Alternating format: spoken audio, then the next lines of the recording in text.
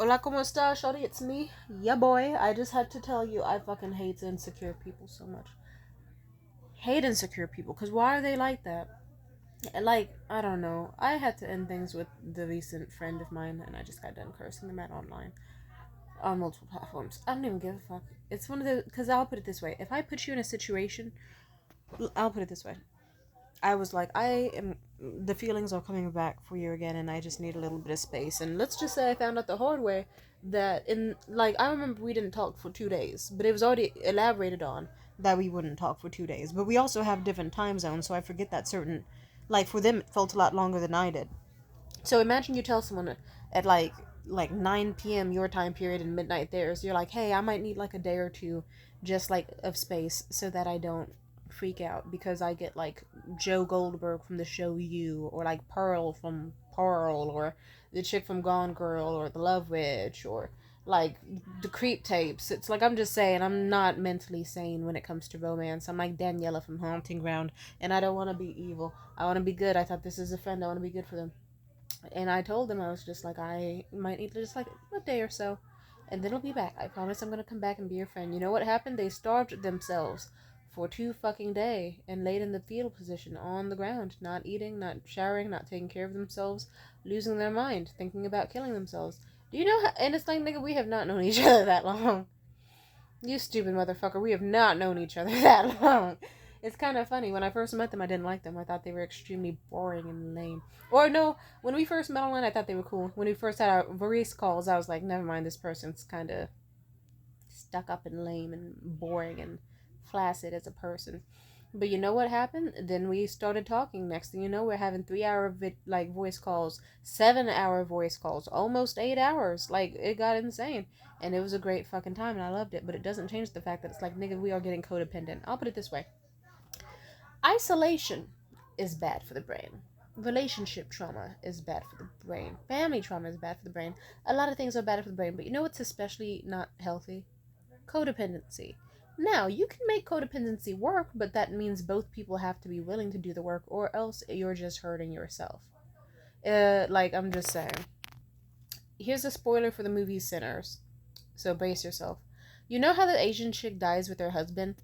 By like she throws a Molotov at him and stabs a stake through his heart, and then she slowly like burns on top of him as the stake also plunges into her own heart, and then they both like burn in a terrible, terrible blaze. That's what codependency is like. It's like, okay, is it you're trying to save me or you're trying to destroy me? Either way, you're destroying yourself in the process. Whether it's out of love or hatred or fear or sadness, we're both getting hurt. Trust me. And it's so ironic because they want to be single and I want to be single.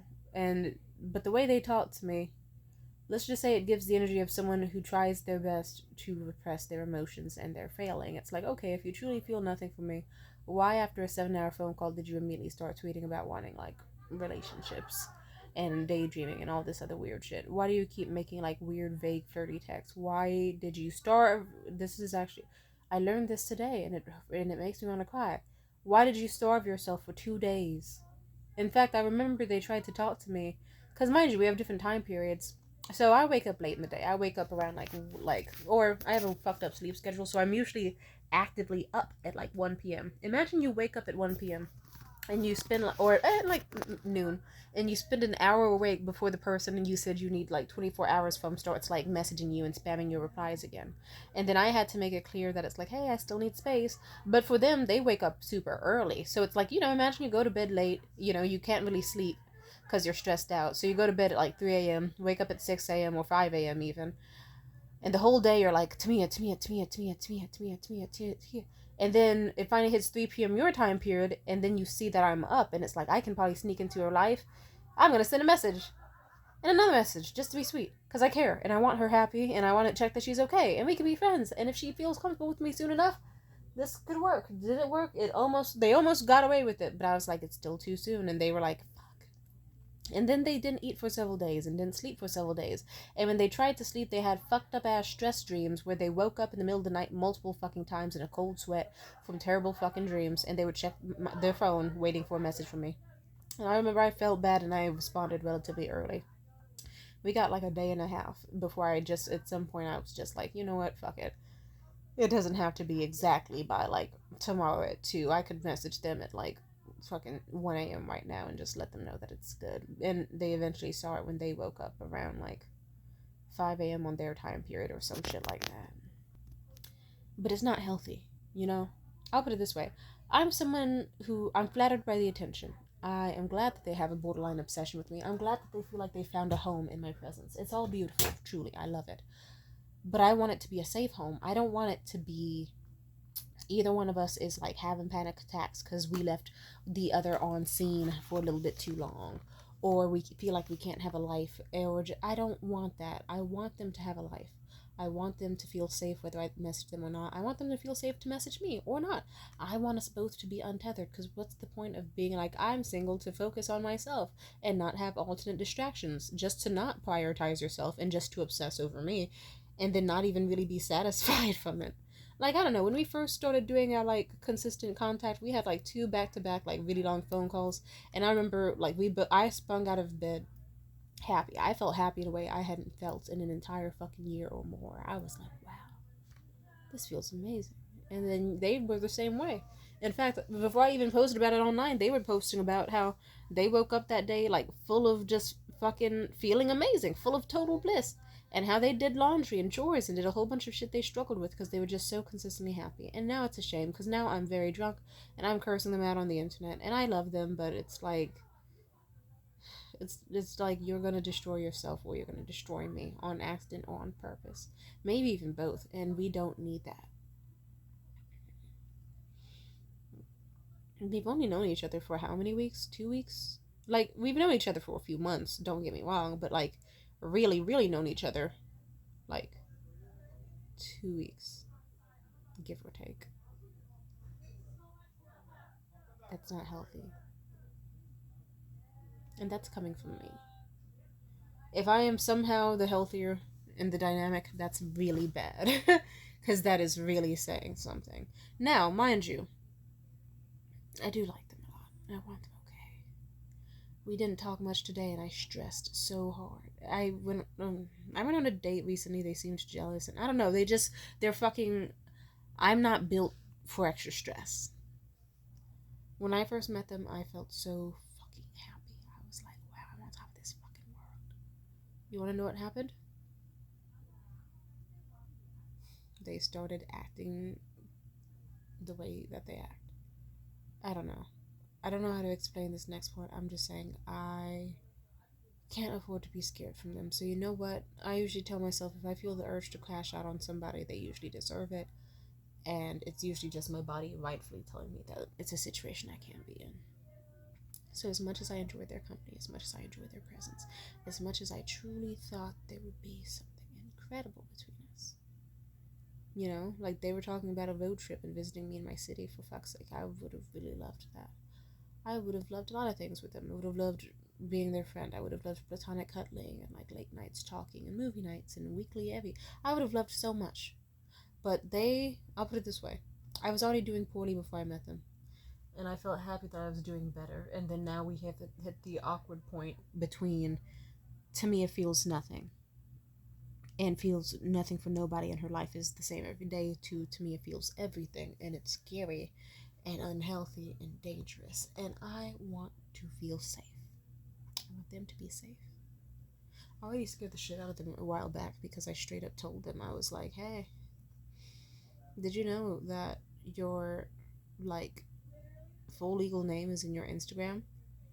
And they got terrified because, one, they never gave me their full legal name. So how did I recognize it? And two, they never gave me their Instagram. I'm a real freak when it comes to shit like that. I know how to, and I don't know. I'm just saying. I wanted to be their friend. I wanted to have long-term contact and do all these things. But I'll put it this way. I fucking hate insecure people. Because you can't be self-deprecating around me. I can't stand that shit. Because like clockwork, I will pour from an empty cup into a bucket with a hole in it. And that's exactly how those fucking friendships feel. Do you know how much it sucks? It sucks so fucking hard to have friends that hate themselves and hate the just it's like change your I'll put it this way. The person I'm talking about and mention it's like okay you fucking it's like you're white, you're assigned male at birth, you're 6'2", you have a high paying job, you live in a pretty nice area, you have all your rights, do you have relationship trauma? Yeah. Do you have money? Yeah. I mean, sorry, I didn't mean to say. Well, yeah, but they also have money though. Do you have issues with your family, but that aren't even that deep? Yeah. Like, you got a lot wrong with you, buddy. A lot wrong in your life. But guess what? Just because that one bitch cheated on you doesn't mean it was your fault. Because she was a cunt. Why would she cheat with your best friend? I'm sorry that happened. Just because, the next bitch, you wanted to propose to her and she fucking coldly left that relationship, it doesn't mean you're not valuable. It just means that they're fucking cunts. I get why they're afraid to date again. Of course, that's why I don't want to date, because I don't fucking trust people. And I don't know. Or I'm just saying, it's very stupid of them to be like, I'm not gonna date because I need to focus on myself. And then they don't focus on themselves, they focus on me. And then I focus on them. And yet, ironically, despite both of us trying to help each other, do we grow? In a way, yes. It is validating to have phone calls where I can tell them about my life and they tell me about theirs, and it's really nice. But it gets unhealthy. You know why? Because I'll catch feelings for them, and then next thing you know, I'm going to be obsessive and I'm going to be disturbed and I'm going to freak the fuck out, which I'm known to do. And you know what will fucking. I gotta take a shower. It's cold and it's making my nerves twitch, and I'm already pretty fucking nerved tonight. I care about them. And I think at this point, I don't think we should be friends, which is sad. I like being their friend. I like it so much.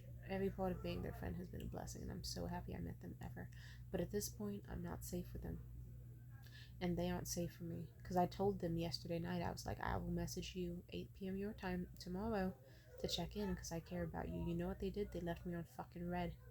They left me on scene, and they kept tweeting like, no, it's like, fuck you. I'm just saying, it's like, now they're doing my triggers and they're fucking me up. Fuck them. So at this point, whatever happens to them, I don't really care. It's not my issue, because it's like that's someone who needs to grow and heal on their own. I'm someone that has her own shit to deal with. Like, I'm not gonna say too much about the disgusting condition of my bedroom or how shitty my house is or a lot of things. But it's just like, it's one of those things where it's like, life is hard enough for me, nigga.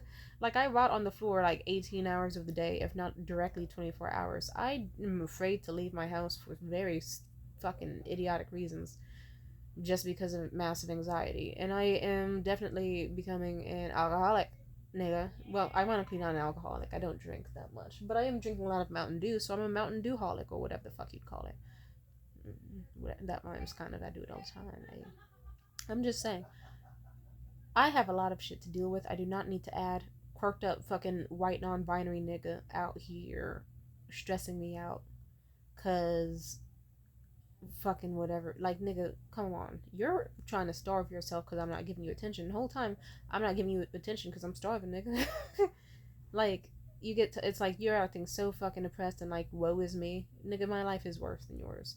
You get tired of seeing someone with every opportunity and ability to fix their life not. As you are more disenfranchised than them.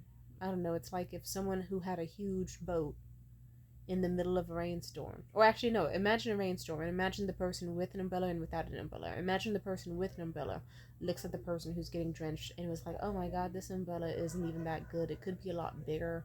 It's kind of flimsy. It catches the wind sometimes. I don't like the color. It's like, shut the fuck up and, like, nigga, shut the fuck up around me. I'm just saying.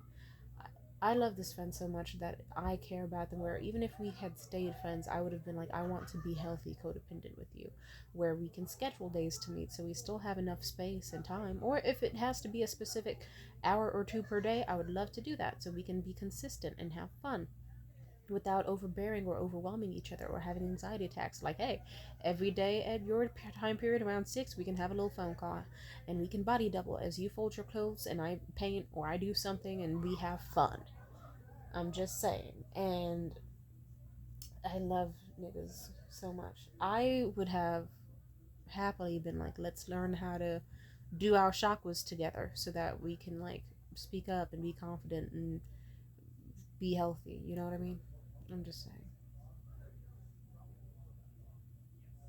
I don't know. I don't feel. Anyway, I'm gonna sleep. Bye. Wish me luck. Bye.